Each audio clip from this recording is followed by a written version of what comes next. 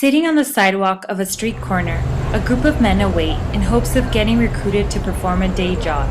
With an empty stomach, they sit and wait all day in hopes that they will earn some income. Rain or shine, they scatter around popular places such as busy intersections or next to a home improvement store. Who are they? These groups of men are known as day laborers, who have recently migrated from Latin American countries, primarily from the USA's neighboring country of Mexico. They are hired for the day or for an extended time, such as a week or two, depending on the project assigned by the employer. They have no legal contract or giving any benefits.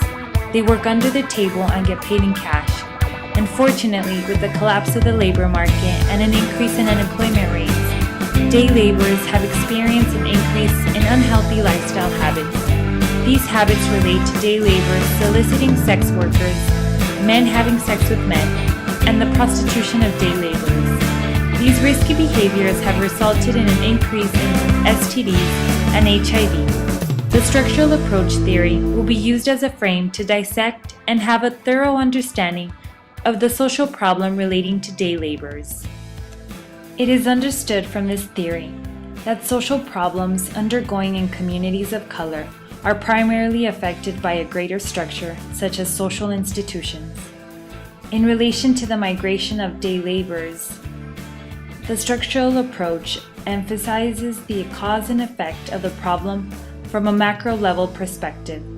In this case, one can look at political reasons to this social problem, such as the North American Free Trade Agreement, also known as NAFTA, which initially began as an opportunity to increase the job market and labor conditions between the neighboring countries of the US, Mexico, and Canada.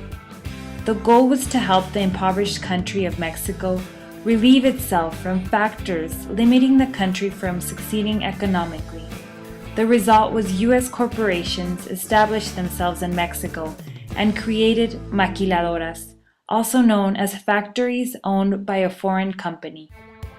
Owners of maquiladoras target female workers because, in contrast to men, it is cheaper to hire a female. As a consequence, men are left jobless and are forced to look elsewhere to provide for their families. The structural approach recognizes that lack of resources and material goods affect a day laborer's perception of their problems. Without the material goods such as employment, shelter, and food, a day laborer will be overwhelmed with feelings of anxiety. It is important to understand that without monetary funds, it is impossible for day laborers to interact through phone calls with their family members. Isolation is a key component to the rise of depression between day laborers. Being away from home and their families create feelings of loneliness, and day laborers seek comfort through romantic encounters with female sex workers. Unequal access to means and resources contribute to this behavior as stated in the structural approach, because day laborers are unwelcomed by many communities and they must keep to themselves. There is no place to socialize or meet other females, therefore, seeking sex workers becomes the easiest outcome to relieve their boredom and loneliness. Keeping a low profile by not attending social gatherings decreases the likelihood of them being criminalized by law enforcement and eventually deported. Due to the high unemployment and poverty rates, men must migrate out of their native country to look for work. The NAFTA agreement has damaged the country of Mexico. Instead of lifting the market, it has been a gateway to continue the exploitation of workers. As a result from these implications, the people from Mexico and other Latin countries have migrated in greater numbers to the USA. Approximately 59% of day laborers come from Mexico, and 28% of them come from Central America. These groups of migrants do not come to the US with the idea of becoming a day laborer.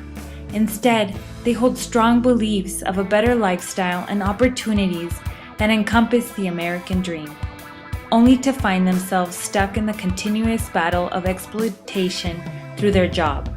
Without legal documents to work in the USA, these men struggle to find a decent full-time job. In great desperation of obtaining some form of income, their only option is to become a day laborer. When the economy is negatively affected and unemployment is on the rise, day laborers become a vulnerable population to accepting alternative jobs such as male prostitution. Policies and laws against hiring undocumented workers threaten the availability of jobs for this group of men. As they provide sexual services to other men, they run the risk of contracting an STD or HIV. In a few interviews conducted in Southern California, specifically in the areas of Long Beach, LA, Moreno Valley, and Rancho Cucamonga, day laborers shared disturbing news on being sexually abused by their employers. Once day laborers are picked up by employers, they are not worried about the risk of being taken into a stranger's home, but as soon as they go inside the home, they are drugged and raped. The feeling of shame and guilt on an individual level create a stigma for day laborers to voice out the incident. Many of them keep quiet because of homophobic attitudes in the Latino culture. As a consequence, day laborers resort to chemical abuse as a way to cope with the many stressors in their lives.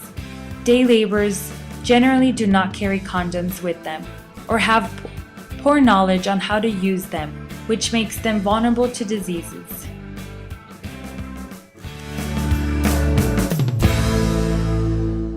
The yearly salary of a day laborer, according to a study of 2,600 day laborers, falls below $15,000, which makes it difficult to attain proper housing arrangements.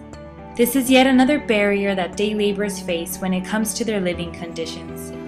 Due to the high cost of housing, day laborers must live in small affordable apartments, homes, or motels. For example, as many as 20 day laborers will sometimes live in one-bedroom apartments. They have no privacy in the home, and this creates frustration as they have no place to relax. When incorporating critical race theory into this social issue, the problem of power and control over the day laborers becomes evident.